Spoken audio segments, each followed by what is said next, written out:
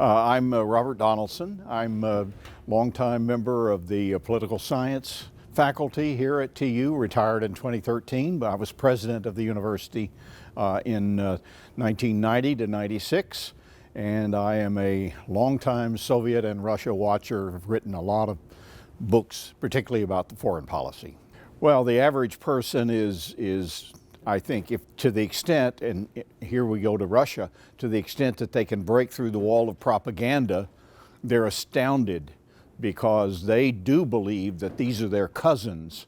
This is a country where 11 million Russians have relatives in Ukraine and vacation in Ukraine. And so for the Ukrainian people, obviously, the humanitarian catastrophe is just unthinkably horrible, and it's something that I think will take, generations really to erase the scars and to erase, and I think as one of our panelists said, what's important is not that we hate Russians, but that we understand that Russia's leadership, and Putin in particular, have made a colossal mistake that has led to huge loss, and that the Russian people themselves, once they learn about what's happened, I think will find it intolerable that their country would be led by such a man. Well, I think what happened was that, and some people attribute it to the isolation that he's had during the COVID pandemic, but he's really walled himself off and has lost touch with contrary advice and with a real sense of his own country's interests. He's clearly unable to wisely calculate whether he can achieve any benefit from what he's done that would justify the huge costs, and that cost is obviously a terrible economic cost to the Russian economy. It's a cost to Russia's global standing. Russia is an international pariah. In the United Nations General Assembly, 145 countries voted to condemn this invasion.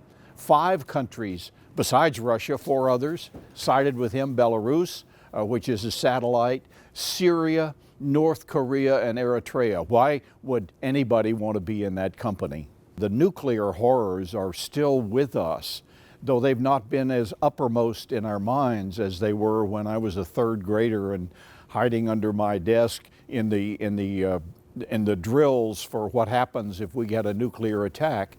Nuclear war is still a possibility, and Americans really get frustrated. Why can't we do more? Why can't we? Why don't we just go bloody the guy in the nose? We can do it.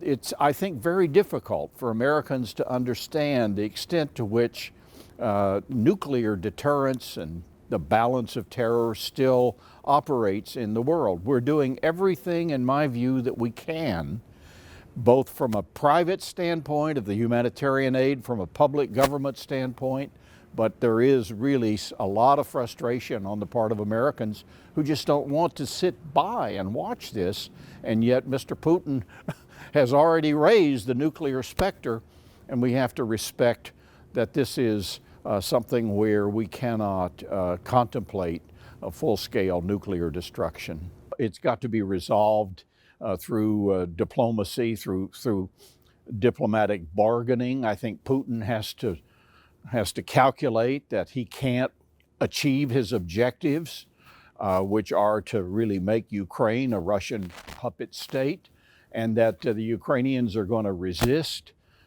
Even if the army has to surrender, the insurgency will go on and on. Putin cannot win. What the Ukrainians have to do, I think, in order to bring the suffering to an end, is to make some very unpleasant, difficult territorial compromises. Crimea, which Putin took in 2014, I didn't think there was a chance of getting that back anyway.